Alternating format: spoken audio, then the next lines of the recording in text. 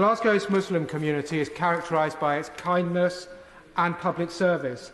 Last weekend, I visited my friends at the Hillview Islamic Centr in Shettleston and met with the convener of the Muslim Council for Scotland, Dr. Mohammed Idrees. I heard terrible incidents of anti-Muslim hatred and crimes in Glasgow and the west of Scotland.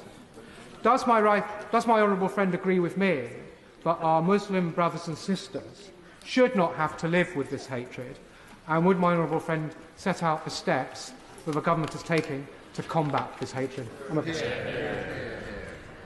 I thank my honourable friend for his question, and I completely agree with him. And indeed, I also attended a wonderful Interfaith Iftar in Hounslow on Friday.